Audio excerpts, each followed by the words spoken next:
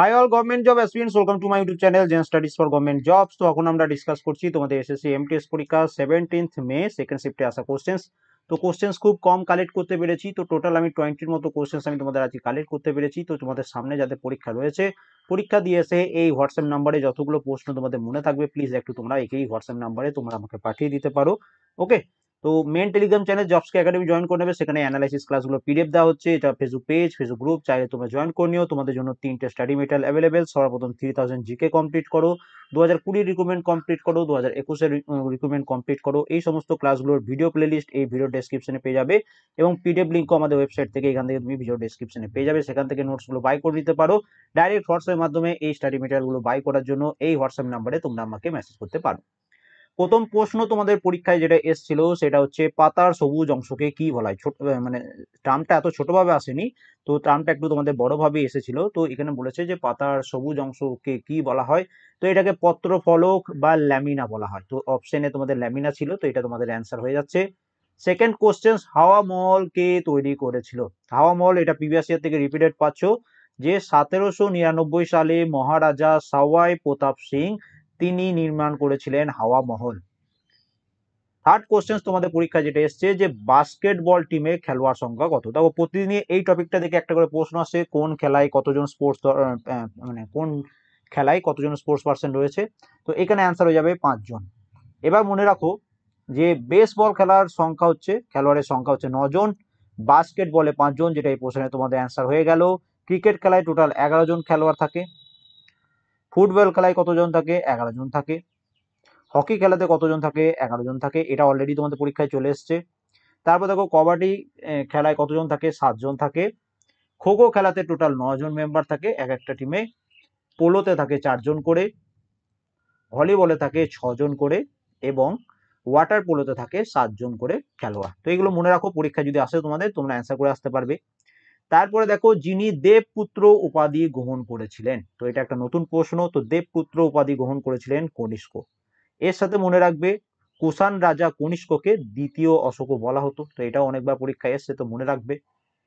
Kanchenjunga biosphere reserve কোথায় অবস্থিত? তো কাঞ্চনজঙ্ঘা বায়োস্ফিয়ার রিজার্ভ এটা অবস্থিত হচ্ছে কোথায়? সিকিমে। তারপরে দেখো, GDP growth rate for the fiscal year 2022-23, 2022-23-এ জিডিপির গ্রোথ রেট ফিসক্যাল ইয়ার কত, মানে এই ফিসক্যাল ইয়ারে কত হয়েছে? তো এটা টার্গেট রাখা হচ্ছে 7%। তো এটা অপশনে ছিল কিনা একটু কমেন্ট করে জানিও প্রত্যেকে। ওকে, নেক্সট দেখো তোমাদের পরীক্ষায় যেটা এসেছিল, যে প্রথম আদমশুমারি কোন সালে? এটা তোমাদের দ্বিতীয় আর তৃতীয়বার রিপিট হচ্ছে। আমরা প্রত্যেকে জানি যে 1872 সালে লর্ড মেয়ো বা লর্ড মায়োর শাসনকালে প্রথম আদমশুমারি বা প্রথম জনগণনা বা প্রথম সেন্সাস হয়েছিল। প্রখ্যাত সঙ্গীতজ্ঞ অন্নপূর্ণা দেবী কোন বাদ্যযন্ত্রের সাথে যুক্ত? এটা তোমাদের 2017 সালের এসএসসি এমটিএস পরীক্ষা এসেছিল, বহু পুরনো কোশ্চেন। অ্যান্সার হচ্ছে কি? সুরবাহার। সুরবাহার এই বাদ্যযন্ত্রের সাথে যুক্ত হচ্ছেন প্রখ্যাত সঙ্গীতজ্ঞ অন্নপূর্ণা দেবী। ইলবার্ট বিল কোন সালে প্রবর্তিত হয়? তো এটা তো তোমাদের কাল পরশু করে রিপিট করিয়ে দিলাম। তো অ্যান্সার কি হচ্ছে? 1883 সালে ইলবার্ট বিল প্রবর্তিত হয়েছিল। এটা কে প্রবর্তন করেছিলেন? ভাইসরয় বা লর্ড রিপন, এটা তিনি প্রবর্তন করেছিলেন। 2022 সালে চিকিৎসার ক্ষেত্রে নোবেল পুরস্কার, দেখো নোবেল পুরস্কার তোমাদের অ্যাওয়ার্ডস এন্ড অনার্স ক্লাসে করিয়ে দিয়েছি, আই হোপ সবাই পড়ে গেছো এবং অ্যান্সারও সবাই পারবে।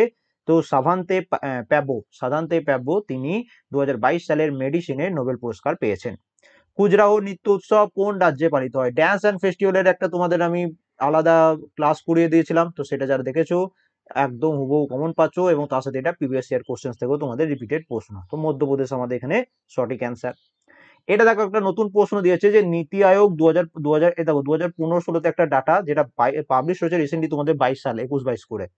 তো নীতি আয়োগের 2015-16 করে একটা ডাটা পাবলিশ করেছিল, প্রথম মাল্টি ডাইমেনশনাল পভার্টি ইন্ডেক্স বা সবচেয়ে দারিদ্রপূর্ণ রাজ্য, যে তোমাদের একটা ইন্ডেক্স বার করেছিল, সেখানে সবচেয়ে গরিবতম রাজ্য বা দারিদ্রতম রাজ্য কোনটা? তো সেখানে সেই অনুযায়ী তোমাদের অ্যান্সার হতো বিহার। তোমাদের অপশনে যদি বিহার থেকে থাকে, এটাই তোমাদের অ্যান্সার হয়ে যাবে। তো এটা একটা কঠিন প্রশ্ন বলবো আমরা।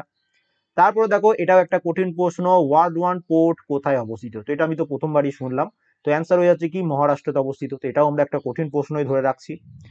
এই প্রশ্নটা আমি ঠিক বুঝতে পারিনি, কারোর মনে থাকলে এটা একটু কমেন্ট করে দিও যে 1 বছরে হওয়া জলবায়ুর পরিবর্তনকে কি বলা হয়। অ্যাকুরেট প্রশ্নটা কি এসেছিল, কারোর জানা থাকলে একটু তোমরা এটা কমেন্ট করে দিও।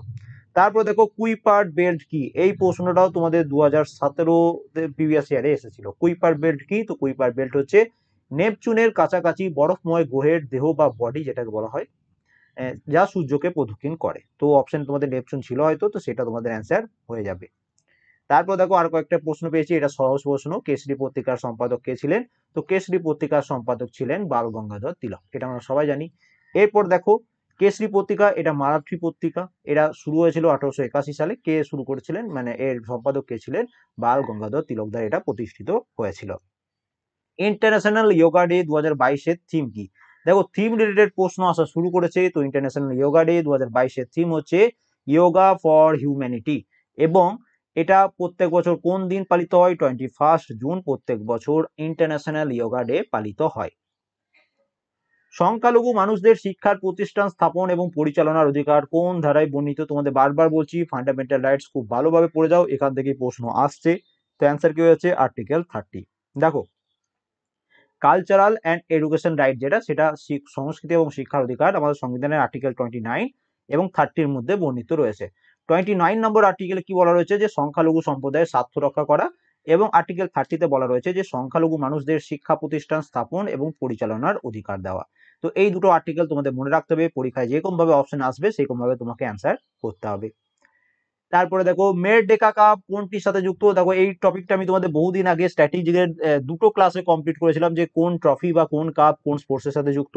আই হোপ সবাই পড়েছো, টেলিগ্রামে বহুদিন আগে পিডিএফও দিয়েছিলাম। তো এটা ফুটবল স্পোর্টসের সাথে যুক্ত। এটা কোথায় হয়, এরা হয়ে থাকে মালয়েশিয়াতে।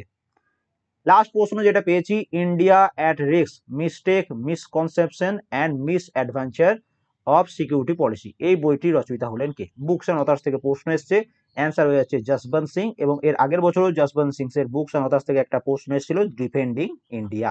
তো অ্যান্সার হয়ে যাচ্ছে যশবন্ত সিং। তো এই টোটাল 20টার মতো কোশ্চেন্সই আমি তোমাদের জন্য কালেক্ট করতে পেরেছিলাম। একটু কালারটা চেঞ্জ করে নিই। এই 20 মতনই কোশ্চেন আমি কালেক্ট করতে পেরেছিলাম। কারো কোনো প্রশ্ন কারেকশন করার থাকলে অবশ্যই একটু কমেন্ট করে দিও। ভিডিওর ডেসক্রিপশনে সমস্ত প্লেলিস্ট গুলো দেওয়া আছে, আগের ক্লাসগুলো একটু দেখে যেও। ভিডিওটা ভালো লাগলে একটা লাইক করে দিও, চ্যানেলে নতুন তাহলে সাবস্ক্রাইব করে নিও, বন্ধুর সাথে একটু শেয়ার করে দিও। এই স্টাডি মেটার গুলো রয়েছে ভিডিও ডেসক্রিপশনে, প্লেলিস্ট পিডিএফ লিংক বোথ পেয়ে যাবে। পরীক্ষার জন্য খুব ভালোভাবে প্রিপারেশন নাও। নেক্সট মান্থে যাতে পরীক্ষা রয়েছে, তোমাদের প্রশ্ন একটু যথেষ্ট স্ট্যান্ডার্ড হচ্ছে।